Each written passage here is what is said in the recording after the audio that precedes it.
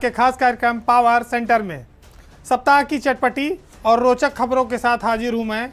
तो चलिए शुरू करते हैं इस बार का पावर सेंटर।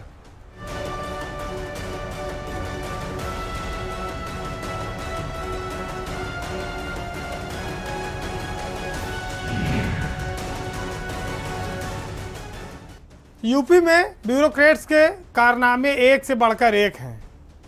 लखनऊ से सटा जिला है उन्नाव। यहाँ के डीएम देवेंद्र पांडे ने ऐसा कारनामा कर दिया कि सरकार को उनको निलंबित करना पड़ा। मामला स्कूलों में बच्चों के लिए थाली, दरी, स्लेट, चद्दर ये सब चीज़ों से जुड़ा है। करीब 9.5 करोड़ रुपया उन्नाव जिले को मिले थे कंपोजिट ग्रांट के तहत, जिसमें घोटाला हो गया। और ये घोटाला जौनपुर की एक कंपनी है, एजेंसी है, मेसर्स वैष्णवी एजेंसी, जिसको देवेंद्र पांडे ने ठेका दे दिया पूरे ज़िले में सप्लाई का। बताया जाता है कि 1048 रुपया का सामान जो था उसको 5000 का बिल लगाया गया। ये घोटाला पहले भी उठा, लेकिन उस समय चूंकि विपक्ष के विधायक ने यह मामला उठाया था, सुनील यादव साजन ने, तो इस मामले पर मट्टी डाल दी गई। लेकिन जब लखनऊ के कमिश्नर ने इसकी जांच की तो पूरा घोटाला खुल के सामने आ गया। देवेंद्र पांडे हृदय नारायण दीक्षित जो विधानसभा अध्यक्ष हैं, उनके खुलेआम पैर छूते थे, तनिक भी नहीं सकुचाते थे। एडीएम रहे, वो पहला जिला था उनके डीएम के रूप में, और उसके नीचे उन्होंने जहाँ जहाँ रहे काफ़ी उन्होंने काम किया, नाम कमाया। और जिस तरह से वो बैटिंग उन्नाव में कर रहे थे कि मैदान का कोई कोना बचा नहीं था जहाँ उन्होंने गेंद मारी ना हो और रन लिया ना हो। तो देवेंद्र पांडे ने धुआंधार बैटिंग की और उनकी बैटिंग से वाहवाही चारों ओर हो भी रही थी। कई बार किसानों का आंदोलन हुआ, जहां पर पूरे कई जिलों की पीएससी और पुलिस बुलानी पड़ी, लेकिन उनके सेहत पे कोई असर नहीं आया। फिलहाल मुख्यमंत्री ने दिखाया कि भ्रष्टाचार के खिलाफ उनका जीरो टॉलरेंस है। चाहे अफसर किसी का चहेता कितना हो, कितना ही पावरफुल क्यों ना हो, वो भ्रष्टाचार पर कोई समझौता नहीं करेंगे। लेकिन देवेंद्र पांडे जो समझते थे कि उनका सूरज कभी अस्त नहीं होगा और उनके ऊपर कोई हाथ नहीं डाल सकता, उनके जैसे तमाम ब्यूरोक्रेसी के अफसरों को मुख्यमंत्री ने संदेश भी दिया है कि अगर उनकी निगाह में, उनकी जांच में कहीं फंस गए तो बचेंगे नहीं। तो ये मैसेज एक के लिए नहीं, ये सबके लिए है कि भ्रष्टाचार कतई बर्दाश्त नहीं होगा। सामाजिक जीवन में आपने विद फैमिली शादी ब्याह में आमंत्रण तो सुना होगा, लेकिन विद फैमिली जेल जाने का पहला किस्सा आजम खां के नाम दर्ज होगा इतिहास में। आजम खां पत्नी, बेटा सहित जेल चले गए। 80 से ज़्यादा उन पर मुकदमे लदे। जब से वो सरकार से हटे हैं, तब से जौहर यूनिवर्सिटी के नाम पर उनकी कभी दीवार तोड़ी गई, कभी जौहर यूनिवर्सिटी की ज़मीन खाली कराई गई, कभी रास्ता बनाया गया। और डीएम आंजनेय कुमार सिंह जो रामपुर में आजम खां के ऊपर लगातार बुलडोजर चलवा रहे हैं, उसकी परिणति अब ये आई है कि आजम खां के बेटे और बीवी और आजम खां को जेल भेज दिया गया। इसी बीच आजम खां के बेटे की विधानसभा सदस्यता भी चली गई। स्वार विधानसभा की उनकी सीट रिक्त घोषित कर दी गई। तंजीन फातिमा भी विधायक हैं, आजम खां सांसद हैं। सांसदों और विधायकों वाली ये पूरी फैमिली इस समय सीतापुर जेल में है। अब अदालत कब जमानत देगी ये अलग बात है, लेकिन चूंकि ये मामला राजनीतिक लोग हैं वो, और राजनीतिक लोगों के साथ साथ भाजपा सरकार ये कार्रवाई कर रही है, तो ये मामला राजनीतिक होता जा रहा है। अखिलेश यादव भी उनसे मिले, लेकिन आजम खां जब ताकत में थे तो वो बुलडोजर यही इसी तरह से वो भी चलवाते थे। तमाम आवाज़ों को उन्होंने दबा दिया, कुचल दिया। उनके तमाम सारे किस्से मशहूर हैं कि वो जिस कूपे में एसी के बैठ के चलते थे ट्रेन में, वहाँ कोई शोर नहीं कर सकता था, आवाज़ नहीं कर सकता था, उसमें वो अकेले जाते थे, आसपास की सीटें बुक नहीं होती थी। नगर विकास से, पीडब्ल्यूडी से तमाम सारा पैसा रामपुर में लगाया गया, रामपुर को चमकाया गया। बात सही है, चूँकि वो बहुत प्रभावशाली मंत्री थे, अखिलेश यादव सरकार में उनकी तूती बोलती थी, और कहा जाए तो उनका सिक्का लखनऊ से लेकर रामपुर तक चलता था, और उनकी ज़बान काटने की हिम्मत किसी अफसर में नहीं होती थी। बड़े बड़े प्रमुख सचिव को उन्होंने धाराशाही कर दिया, चाहे पालीवाल रहे हों या परवीर कुमार रहे हों या और सारे प्रमुख सचिव उनके रहे। आखिर में उनके साथ एक विशेष सचिव से फिर सचिव बने सिंह साहब, 5 साल उन्होंने उनके साथ गुजारा और उसके बाद तमाम सारे घोटालों की परत खुलने लगी और ये अब जेल की परिणति सामने आई। आजम खां इतिहास में अगर देखा जाए पीछे पलट के तो दूसरे ऐसे नेता होंगे जिनके ऊपर सरकार ने कभी इतनी सख्ती की। इससे पहले एक बार मायावती सरकार में राजा भैया और उनके परिवार पर इतनी सख्ती की गई थी और तमाम उनके घर की कुर्की करना, खुदाई करा देना, तमाम तालाब पटवा देना, तमाम सारी चीज़ें हुई थी। लेकिन उस समय मायावती के हाथ में पोटा था, तो तब पोटा था, आज सोटा चल रहा है। अब आजम खां साहब को सोटा पसंद नहीं आ रहा है, ऊपर से जेल में मच्छर भी बहुत काट रहे हैं, परेशानी में तकलीफ में रात गुजर रही है। तो जिसने हजारों लाखों लोगों को तकलीफ दी हो, उसके जीवन में अगर तकलीफ आई है तो शायद अब वो पिछले दिनों का एहसास कर सके जो लोगों ने सही होगी, जो लोगों के ऊपर गुजरी होगी। हालांकि अभी इस मामले में उनका साथ देने वाले कई सारे पुलिस के अधिकारी बाहर हैं, जल्दी उम्मीद की जाए कि वो भी जेल की सलाखों में होंगे। बीजेपी के एक नेता हैं, खुद को राष्ट्रीय नेता बताते हैं, राष्ट्रीय कार्य समिति में हैं, लेकिन फंस गए पति पत्नी और वो के चक्कर में। मामला बड़ा दिलचस्प है। श्रीकांत त्यागी लखनऊ में उनकी पत्नी ने उन पर आरोप लगाया कि वो एक महिला के साथ रंगरलियां मना रहे थे गोमती नगर के ग्रीनवुड अपार्टमेंट में, और बीबी नोएडा से चलकर वहां पहुंच गई और रात में खूब मार पिटाई हुई, खूब ड्रामा हुआ। थाने पहुंचा मामला और थाने पर भी घंटों पंचायत हुई, फिर दोनों ओर से मुकदमा लिखा गया गोमती नगर थाने में। देखिए, बीजेपी बड़ी चरित्र वाली पार्टी है, साफ सुथरी पार्टी है, पार्टी विथ ए डिफरेंस है, चाल चरित्र और चिंतन सब अलग है। लेकिन श्रीकांत त्यागी कार्य समिति में हैं, बताते हैं कि किसान जो संगठन है उसके वो राष्ट्रीय कार्य समिति में है, भारतीय जनता पार्टी की किसान विंग के, और एकदम युवा हैं और 2 बच्चे के पिता हैं। अब वो आए थे लखनऊ काम के बहाने नोएडा से और यहाँ पर दूसरा मामला खुल गया। और सबसे बड़ी बात यह है कि श्रीकांत त्यागी के एक आगे स्कोर चलती है, एक पीछे स्कोर चलती है। इतनी बड़ी सुरक्षा उनको कैसे मिली है, कहाँ से मिली है, किसकी सिफारिश पे मिली है, ये भी एक रहस्य है। और अगर मिली है और जिसने दिलवाया है तो उसने किस आधार पे दिलवाया है, कैसे दिलवाया है, कौन से इनमें गुण देखे हैं जिसके आधार पर इतनी बड़ी सुरक्षा सरकार, बीजेपी की सरकार इनको दे रही है।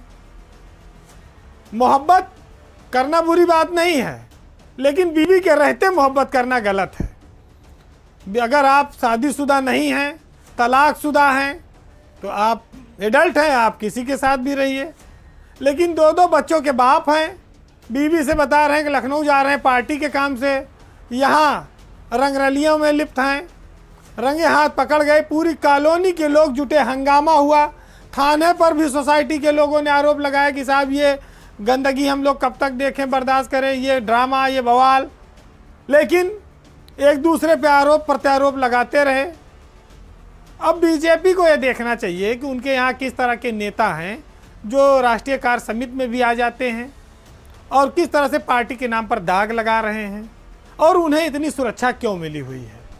तमाम सारी बातें हैं, क्योंकि राजनीति में शुचिता की बात करना ही नहीं सब कुछ है। राजनीति में चरित्र बड़ा होता है और चरित्र का प्रदर्शन भी होना चाहिए साफ सुथरा, तभी जनता उस नेता को, उस पार्टी को बड़ा मानती है।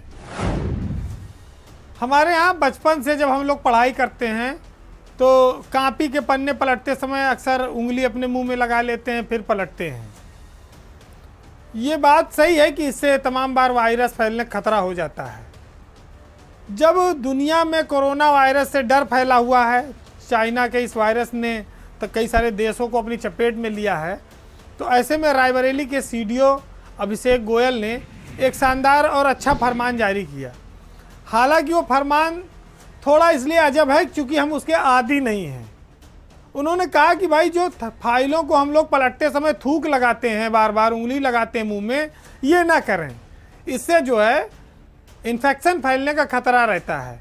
इसकी जगह हमको वाटर स्पंज का प्रयोग करना चाहिए और उन्होंने अपने जिले भर के सभी कार्यालयों के आदेश दिया है कि सारे कार्यालय के बाबू और क्लर्क वाटर स्पंज का इस्तेमाल करें कर्मचारी फाइलों का पन्ना पलटने के लिए।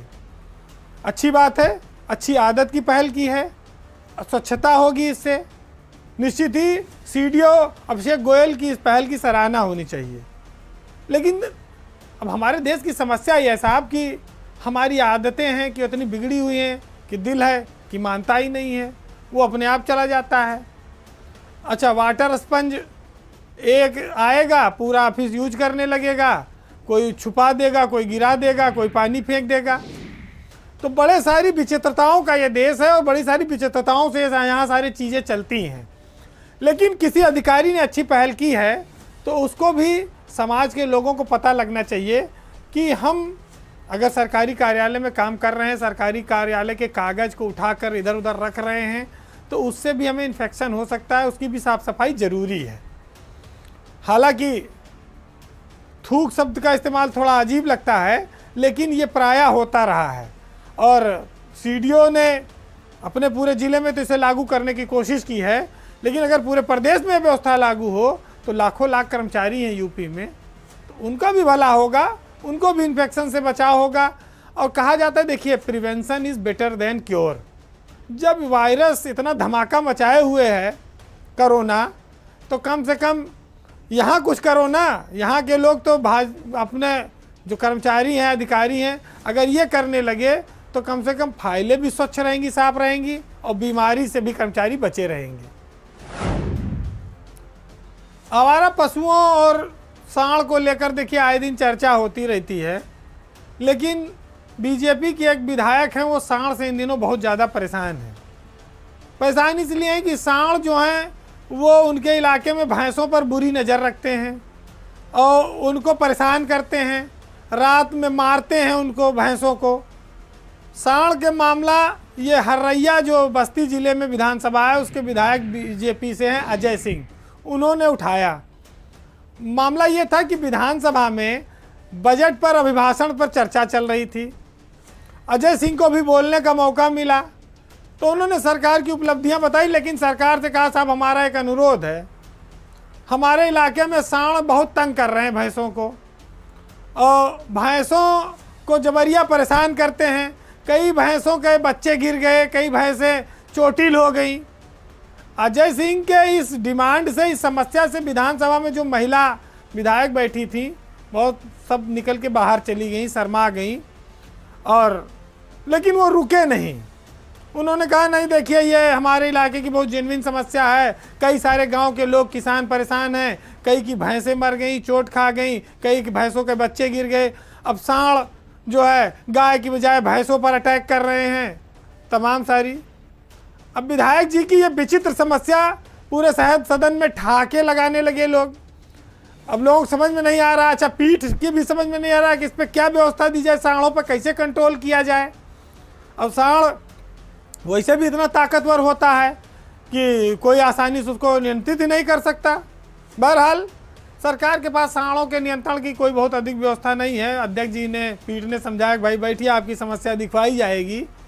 लेकिन ये विचित्र समस्या उठाकर अजय सिंह ने माहौल को हल्का फुल्का कर दिया सदन में और साथ साथ एक जेन्युइन बात भी कही। किसानों के सामने देखिए बड़ी समस्याएं ये है कि उनकी फसल छुट्टा पशु, आवारा पशु चर लेते हैं। गायों को सरकार ने आश्रय स्थल उनके लिए बनाया, लेकिन वो पूरी तरह से 100% कोई चीज़ लागू होने में टाइम लगता है।